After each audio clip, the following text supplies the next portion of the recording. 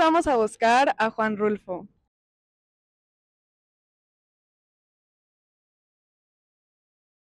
Como ustedes sabrán, Juan Rulfo fue un escritor que nació en Jalisco y vivió al menos 5 veces en Guadalajara, aunque algunas de estas veces fueron más felices que otras, según un artículo que releí muchísimas veces para hacer este video, que se llama Antes del Llano en Llamas.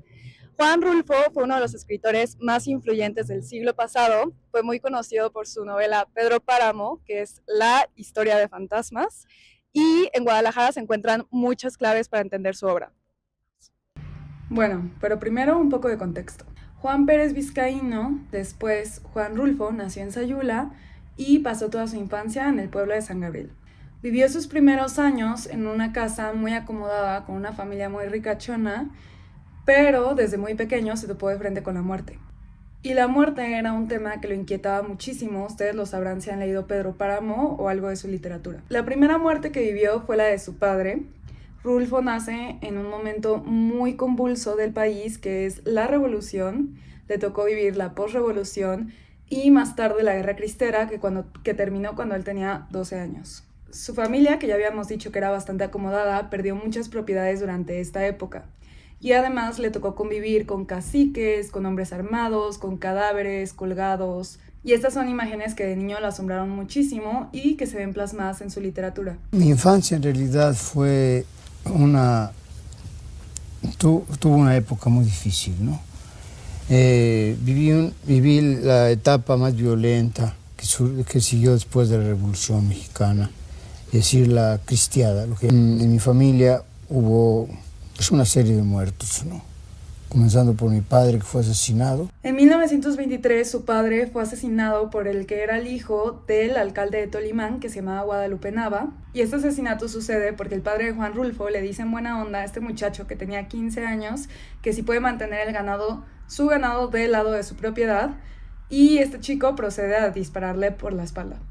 En ese entonces el pobre Juan Rulfo tenía 6 años. Y cuando tenía 10 años murió su madre, mientras él estaba en el orfanato Luis Silva en Guadalajara, y para él es un golpe tremendo enterarse de que está muerta y que aparte ya la enterraron en el orfanato. Y me parece curioso que justo en la primera página de Pedro Páramo nos presenta esta escena de un hijo despidiéndose de una madre, porque es algo que él mismo no vivió. Lo cierto es que estas muertes fueron el preludio de muchísimas otras muertes que viviría durante su vida. Todos sus tíos paternos, por alguna razón muy extraña, murieron de formas muy violentas. Uno murió en un naufragio, uno murió peleándose con un policía, otro murió peleándose con un borracho, otro murió porque lo tiró su caballo, que es como una muerte muy parecida a la de Miguel Páramo en Pedro Páramo. Rulfo tenía esta obsesión con la muerte y él decía que los europeos no piensan en la muerte hasta el día en el que se van a morir, mientras que los latinoamericanos piensan en la muerte todos los días y para decir buenas noches dicen hasta mañana si Dios quiere. De esta época súper convulsa que fue la posrevolución, Juan Rulfo también contaba que el cacique de esa zona, que era Pedro Zamora, había colgado a su abuelo de los dedos pulgares y que por ello había perdido ambos dedos. Sin embargo, esto es una mentira, porque Juan Rulfo era muy mentirosillo, como él mismo le admitió a Clara Aparicio, la que sería su esposa, en una carta que le escribió cuando eran novios. La casa estaba completamente llena siempre de luto, ¿no? Y Juan Rulfo empieza a leer en esta casa porque el cura del pueblo le había dejado la biblioteca a la abuela cuando tuvo que huir por la guerra cristera, pero este cura era un censor eclesiástico. Entonces, como que la biblioteca con la que empieza a leer era una biblioteca prohibida. Alguna vez Juan Rulfo dijo: yo sé que leer me hizo mucho daño en la vida. Me concentré en mí mismo y vivía por dentro porque le tenía miedo a la vida. Pero bueno, esto fue mucho antes de que escribiera Pedro Páramo, que cuando es publicada es recibida normalito, pero después de unos años se vuelve un éxito. También un poco gracias a que en ese momento el boom latinoamericano estaba en pleno auge, ¿no? La obra publicada de Juan Rulfo es algo así como 200 páginas, pero eso le basta para convertirse en uno de los escritores más famosos de la historia del siglo pasado. ¿Por qué no escribió más? Bueno, esa pregunta se la hicieron muchísimas veces reporteros a lo largo de su vida y él siempre contestó cosas muy distintas. Contestaba que porque las historias se las contaba un tal tío Celerino y él ya había muerto, entonces ya no tenía más historias que contar, lo cual era una mentira, hablando de que Juan Rulfo era medio mentirosillo. También contaba que era porque en el estante de su biblioteca solo le quedaban 2 espacios y ya los había llenado con Pedro Páramo y El Llano en Llamas. Y una vez simplemente respondió que era porque trabajaba. Y en ese entonces trabajaba en el Instituto Indigenista de la Ciudad de México, entonces Distrito Federal. ¿Acaso Elenita Poniatowska le preguntó algo que a mí me parece más interesante o más certero, que era ¿qué siente cuando escribe? Y él respondió remordimiento. El Llano en Llamas y Pedro Páramo fueron reescritos cientos de veces, corregidos cientos de veces. Incluso se dice que Juan José Arrola, que era muy amigo del escritor, como lo veremos más adelante en el recorrido, terminó Pedro Páramo. Pero esto es un chisme, porque en realidad lo que pasó es que un día Juan José Arrola se lo encontró muy triste, muy deprimido, repasando todo lo que había escrito, y simplemente le dijo como, ya, este es el final. Juan Rulfo, ¿cuántas novelas ha destruido usted? Bueno, solamente he destruido una novela. ¿Y por qué los destruyó? Eran muy malos. Y lo decidió usted que eran muy malos. Sí. Y en cambio decidió que Pedro Páramo era bueno. No llegué a esa conclusión, pero lo que pasa es que los editores me lo pidieron como para ver si lo podían publicar y yo les entregué el borrador. Y bueno, después de este gran preámbulo que se hizo desde mi departamento en la Ciudad de México, ahora sí, vamos al recorrido. A ver, cuéntame, Luce. ¿Cuándo fue la primera vez que escuchaste de Juan Rulfo? ¿Qué piensas de él? ¿Qué piensas de Pedro Páramo? Pues me acuerdo que leí Pedro Páramo en la prepa. Es la única vez que lo he leído. Pero sé que Juan Rulfo fue un gran personaje. Y nada, la verdad es que, si te soy honesta, no creo que Pedro Páramo haya sido un libro que marcó mi vida. No lo recuerdo muy bien. Creo que nunca capté que Juan Rulfo era de Guadalajara hasta hace poco tiempo. No es de Guadalajara. Bueno, de Jalisco, es de Sayula. Y... Ay, olió muta. Y sí, me gustan mucho las cartas que le escribió a su esposa Clara, creo que es lo que más me gusta. Un hombre muy cursi como yo. Pues yo, igual que Luce y que tú, Tere, tuvimos que leerlo en la prepa porque tienen que saber que las tres éramos compañeras y amigas desde la secundaria. Y igual recuerdo que sí me gustó porque el maestro con el que lo leímos como que se tomaba mucho la atención de decirnos de que esta voz es de tal, porque si no sabes quién está hablando es un libro muy complicado. Pero creo que a mí me gusta mucho, o lo que he visto más de Juan Rulfo, de su fotografía, me parece como es muy dramática, diría yo, pero pues teniendo en cuenta su vida, pues, ¿entiendes?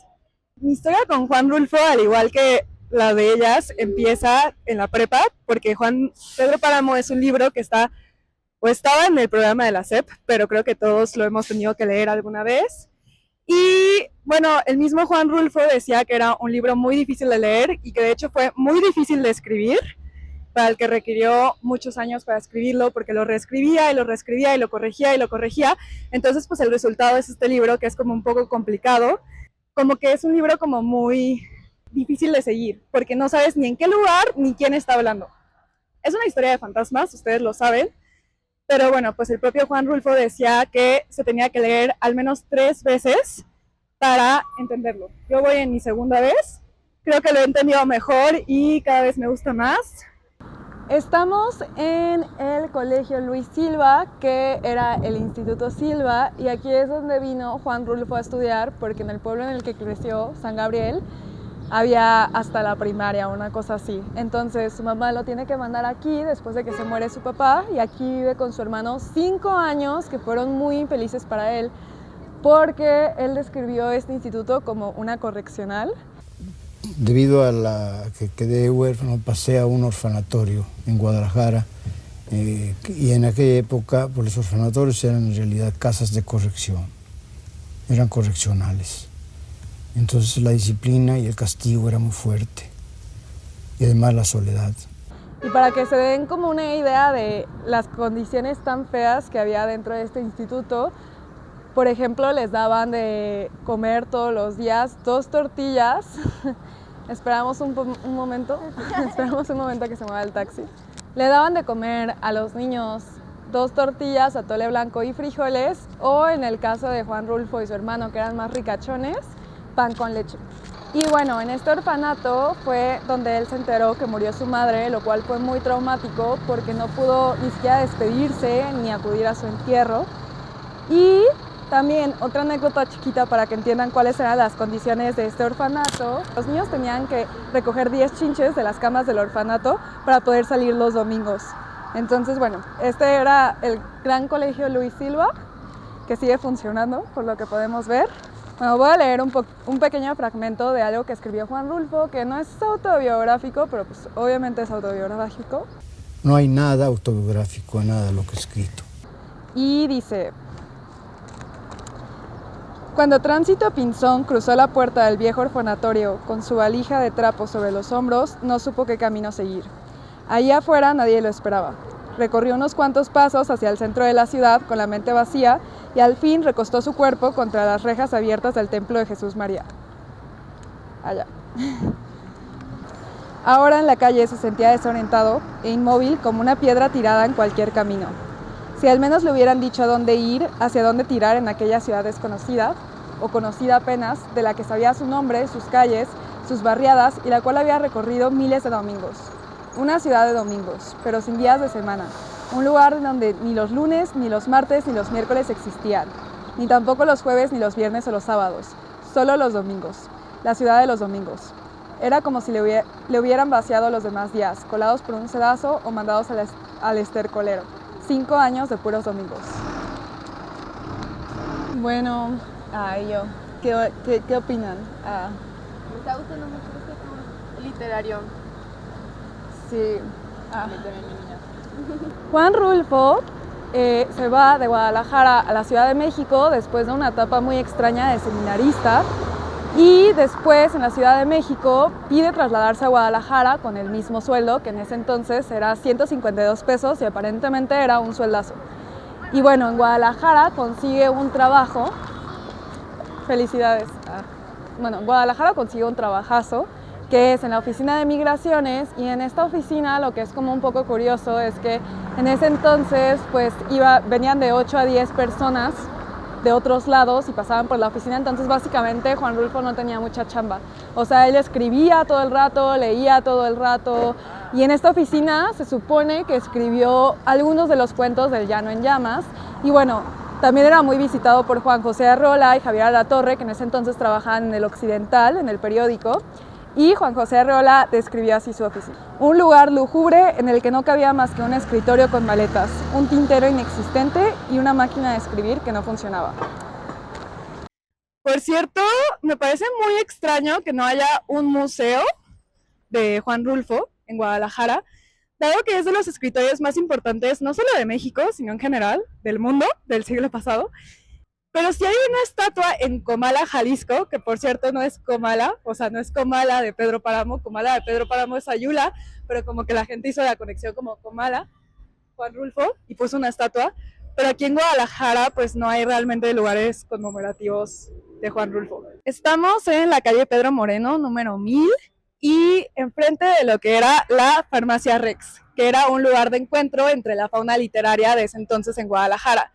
Juan Rulfo y sus amigos, Adalberto Sainz, el ya mencionado Juan José Arreola y Javier Alatorre, se reúnen en este café para hablar sobre la revista Pan y la revista EOS, que eran revistas como muy locales de esta ciudad.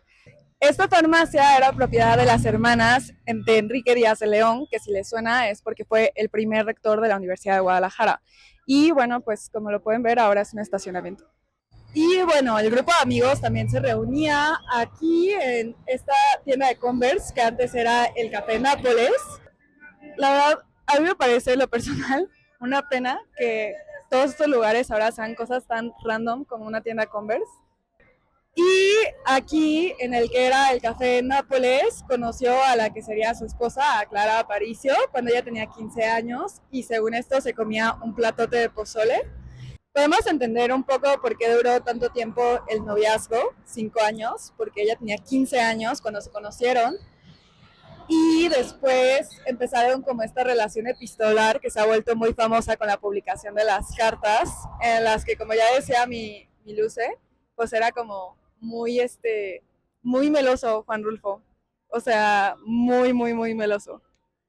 De hecho, a mí me encantan mucho todos los apodos que le ponía Clara, porque cada carta la nombra distinto. Que muchachita, que mis labios de oro, que mi cielo, mi amor. Era súper, súper cursi. Y hay una carta que me gusta mucho, que la leí con mi novio y es muy especial para mí, en la que Juan Rulfo le escribe una carta, pero la escribe como si estuviera teniendo una conversación con su corazón.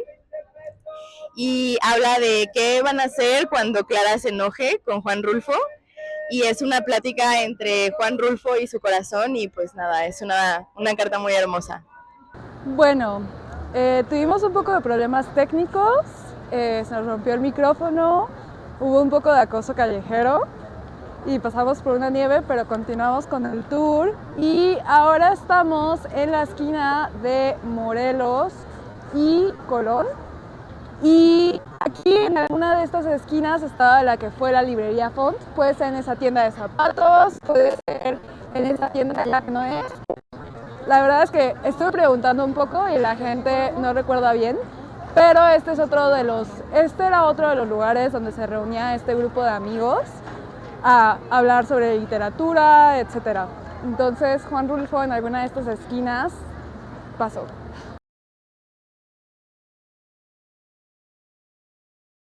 Bueno, nos encontramos en el templo de Nuestra Señora del Carmen y en este templo se casaron Juan Rulfo y Clara Aparicio en 1947 después de 5 años de noviazgo. El matrimonio duró hasta la muerte de Juan Rulfo, que creo que fue en 1987, y tuvieron 4 hijos. Bueno, hace mucho calor, pero también les quería decir que se casaron a 3 cuadras de donde se vieron por primera vez. Y después del tour. Ay, tu cámara está sudada, ahorita la limpio. Ah, pero está padre que está sudada. Sí.